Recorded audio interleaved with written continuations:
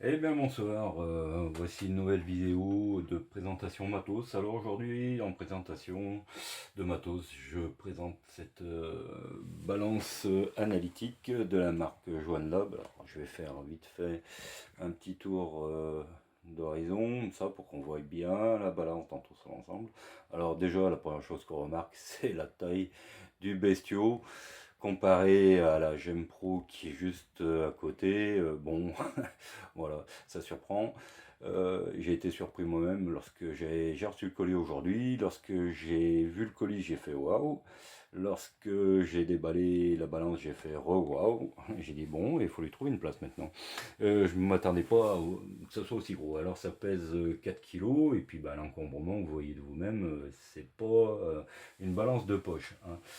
Donc voilà. Alors, est-ce qu'on voit tout ce que je voulais dire? Alors, elle arrive avec son manuel d'utilisation qui est, comme tout produit, bon produit chinois, et uniquement en chinois. Youpi, tralala.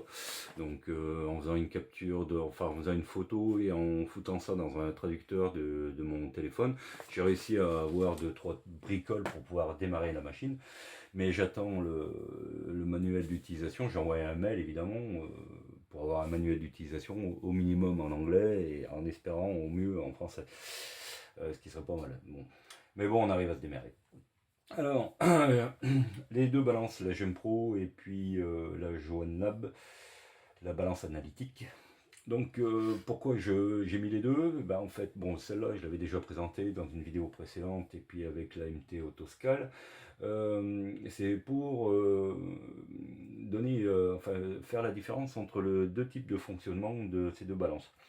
Euh, alors, je vais pas faire un truc très compliqué parce que même moi, je suis pas je suis pas technicien, je suis qu'un simple ouvrier du bâtiment. Mais d'après ce que j'en ai lu sur différentes pas forum, mais bon, sur différents trucs techniques des balances. Alors, la balance GEM Pro, c'est une balance à cellule de charge ou jauge de contrainte. Donc la GEM Pro 250. Comment ça fonctionne? D'après ce que j'ai compris, s'il y a des techniciens qui regardent la vidéo et qui veulent faire des remarques pertinentes, pas de problème. Si c'est pour faire des remarques désagréables, c'est pas la peine. Alors, une jauge de contrainte. Alors, grosso modo, on part du principe, je vais faire un schéma, on prend un bâton, on y fixe un pot au bout, le bâton se déforme avec le pot au bout, la balance, elle va mesurer cette différence pour donner le poids. Voilà.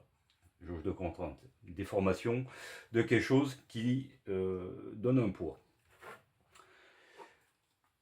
Ça, c'est une balance à compensation de force électromagnétique. Alors, balance compensation à force électromagnétique, donc déjà dans le nom, on va comprendre qu'il y a un champ électromagnétique qui est généré, on va dire, qui est généré. Donc, grosso modo, on a un plateau, on a un champ électromagnétique en dessous qui va exercer une force vers le haut.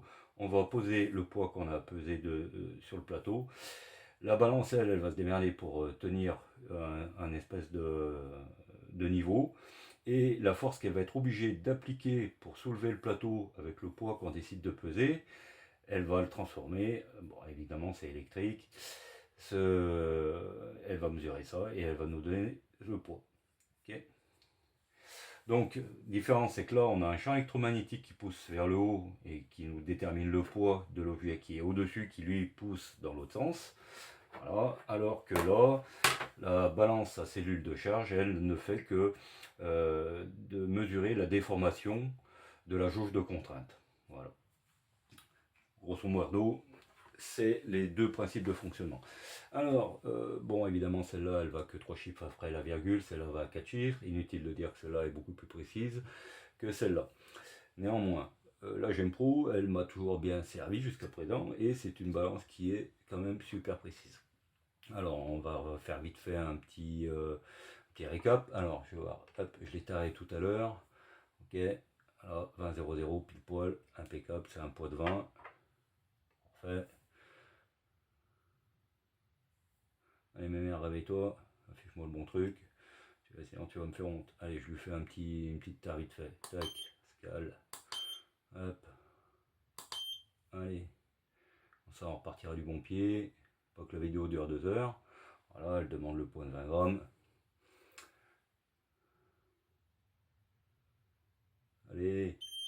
super, impec. 1 gramme. Si je te mets ça sur le dos, la coupelle, qui au passage fait pas 2,212 comme je l'ai marqué, mais maintenant je sais qu'elle fait 2,214. Alors sur cette balance elle fait 212, mais en fait elle fait 214. Allez, tac, je fais un petit 0, j'y mets les 20. Voilà, elle est précise, il n'y a pas de souci. Allez. Ouais, c'est mieux. Et mon trombone qui fait bien 0,452. Voilà. Et on a 20,452. Alors, comme j'expliquais dans une vidéo précédente, le seul truc qui est, enfin, qui merde un peu avec cette balance, c'est que pour peser des poids direct, on pose un poids, pouf, elle donne le poids, elle est précise, il n'y a pas de souci, c'est très bonne machine, je dis pas le contraire.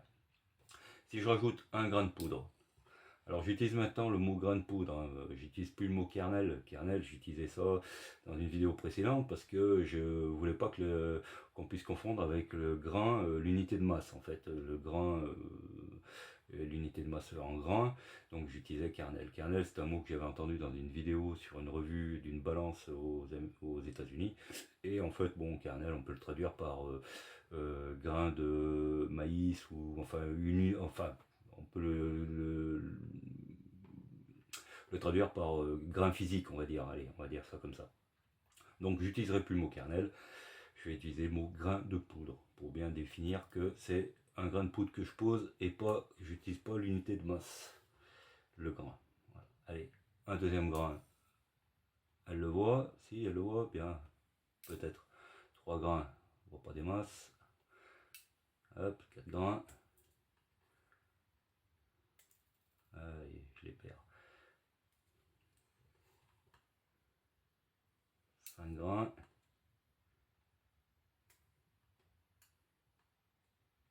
6 grains. 7 grains.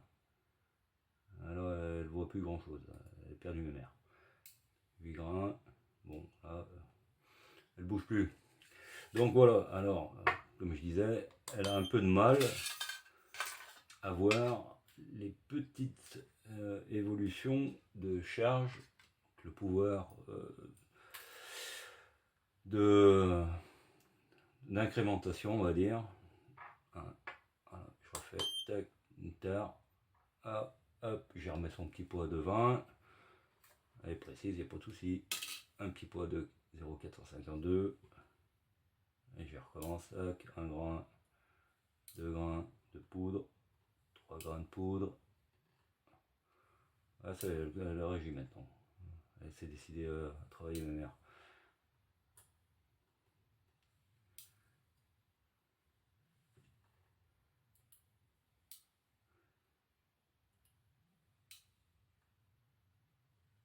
Voilà.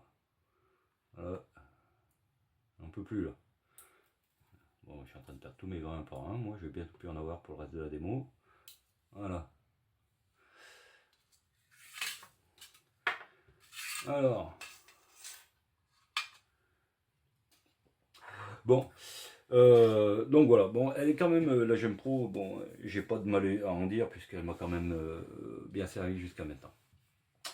Néanmoins, là, on passe quand même sur quelque chose d'un petit peu plus, on va dire, un petit peu plus sérieux. Je vais refaire une terre à celle-là.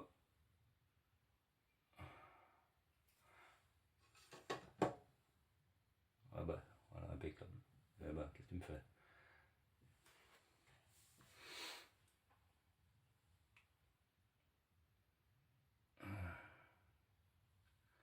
Oui, oui, taille. Alors, par contre, celle-là, l'avantage c'est que dès qu'on lui met un seul grain de poudre dans le museau, eh ben, elle le voit.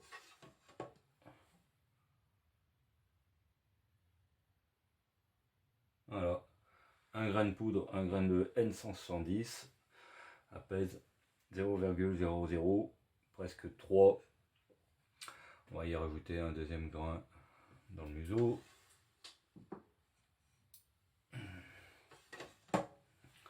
Alors elle est un peu plus lente forcément. Est-ce que ça va poser un problème pour les séances de rechargement? Je sais pas, je verrai à terme. Si je fais la même chose avec ma petite Gem Pro, Si je lui mets un grain et puis un deuxième grain de poudre, on l'a déjà vu dans les autres vidéos, elle voit pas grand chose mes mères. Allez, hop, un grain de poudre, deux grains de poudre, elle voit pas, trois grains de poudre, elle voit pas. Par contre, si je lui mets, hop, un pot de 452, 0,452, elle voit, je rajoute un grain de poudre, voit pas, voit pas, voit pas. Ah, elle commence à voir au bout du troisième grain de poudre que je lui rajoute. Donc voilà. Bon, alors, allez, là, on va y mettre, on était à 2 grains de poudre. Voilà. On va y rajouter un troisième grain de poudre. On va monter quasiment à 0,001. Un quatrième. Voilà. Pas mal. Donc bon, ben là, il n'y a pas de secret, hein. Voilà, une balance analytique, compensation électromagnétique de force. Bon, ben, on a un autre niveau de précision. Alors évidemment, c'est pas pour faire du tir à 100 mètres. Si vous faites des cartouches pour tirer à 100 mètres, ça c'est déjà même trop.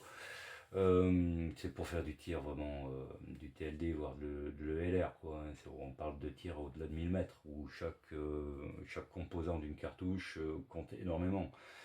Si c'est pour faire de la cartouche, de la 222 pour tirer à 100 mètres, inutile d'acheter une balance analytique, on est d'accord. Alors oui, une dernière petite chose sur cette balance, et puis je vais arrêter la vidéo là.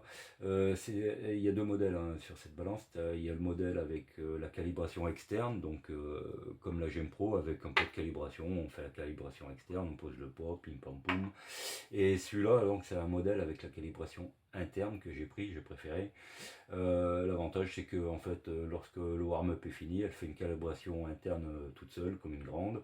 Et puis voilà. Et en plus, on peut la programmer, d'après ce que j'ai compris, il faudra que je voie avec la notice technique. Si on la laisse tout le temps en permanence sous tension, on peut programmer des calibrations internes 2 fois par jour ou une fois tous les 2 jours. Enfin, je crois qu'il y a quelque chose dans ce style-là qui se fait à voir. Donc calibration interne et pas calibration externe. Elle est un peu plus chère, je l'ai payé 300 euros. Alors qu'en calibration externe, elle est aux alentours de 130. Je l'ai eu à 230. Voilà. Donc voilà pour la présentation de ces deux balances. Donc là c'est une petite vidéo vite fait, je viens de la recevoir, donc comme les gosses, dès qu'on reçoit le cadeau on ouvre le paquet, hein, et puis on essaye. Après je vais voir bon, pour mes prochains rechargements comment je l'utilise. Voilà, est-ce que je mets un égreneur par la petite porte, est-ce que je fais quelque chose, je vais faire des bricolages, je vais voir comment je vais faire pour dans l'avenir. Mais donc voilà, ça sera donc ma prochaine balance pour faire mes cartouches, pour vraiment tirer au-delà de 1000 mètres et au-delà de l'univers. Yahoo! Bon voilà, allez, merci et à la prochaine vidéo. Merci à tous.